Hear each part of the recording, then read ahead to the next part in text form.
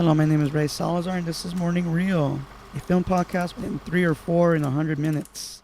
Whether they're about films in bizarre world, comedies, crap films, you name it, I review it.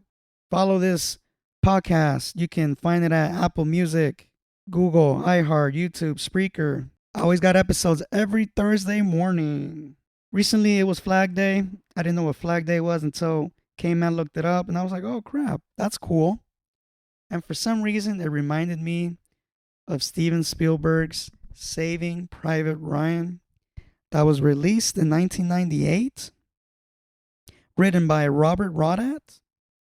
It's about the invasion of Normandy in World War II. This isn't your typical war film. Every war film's different, right?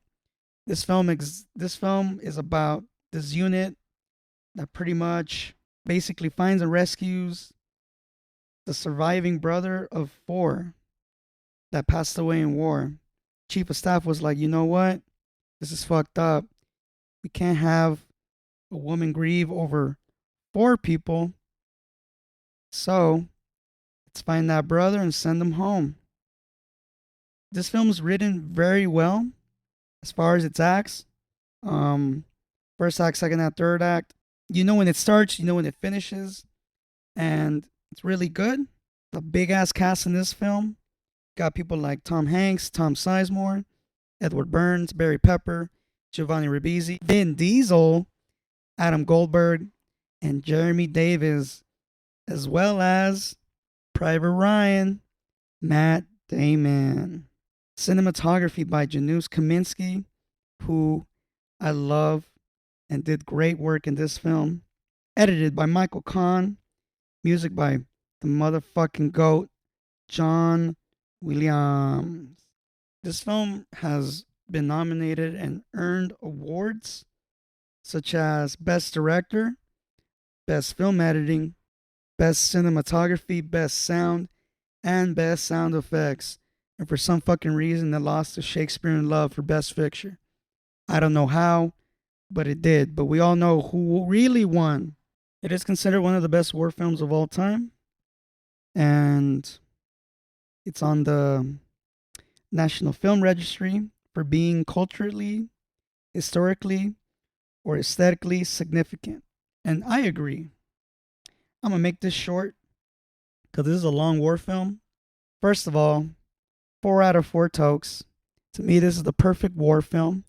To me, I think this is the perfect film because it shows you war in all kinds of ways. It stirs up your emotions, especially through the characters. It gives you guilt. It gives you excitement. It gives you PTSD, the wishes and wants of going home. All kinds of emotions, all kinds of things.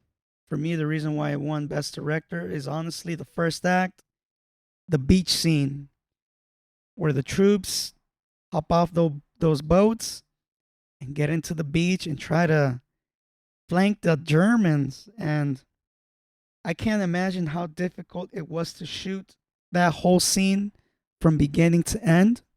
There's just all kinds of things going on. And we're talking explosions. We're talking bodies being bounced from one place to another. We have people dying in underwater. They didn't even get a chance to set foot on sand. And that sucks. And at the same time, it's exciting because what the film is supposed to do, it's supposed to keep you intrigued from beginning to end. And it does that. It knows how to keep you interested. It goes through all kinds of phases in the film. The cinematography is great. Like I mentioned, the first scene, the camera really gets in there in some shots. It gets in your face. Sometimes it pisses you off as to what you see. But that's the power of the motion picture. You know, you look at something and you react. Spielberg knew how we were going to react in certain shots of the film, blended with great sound design and sometimes good dialogue. The characters are great. You get a sense of brotherhood when you look at these characters. You know, they are complex. You know, you get to see who they are in a matter of 2 hours, and we don't have to really know much about them to really know, you know, what their get down is, and each character is different. Upham, probably one of the most important characters of the film because he pretty much represents the last remaining innocence of war. People call him a coward. In some ways, yeah, when it comes to war, you know, you just got to do what you got to do. You got to follow orders. You got to fall in, whether you like it or not. And he did not like war to the point where he changed as a human being. War changes you. And to those who've served in war, thank you for your service. I can't imagine how pissed off a veteran would be seeing some scenes of this film. I'm pretty sure it would boil you in some ways, especially the scene where there's hand-to-hand combat between two characters. He does not make it. The crazy part of that scene is just seeing that blade go into his body like that. And you know what's funny? Spielberg don't give a fuck. He just sets it and we look at it. And we look at the knife and we look at the guy's last gasps of life.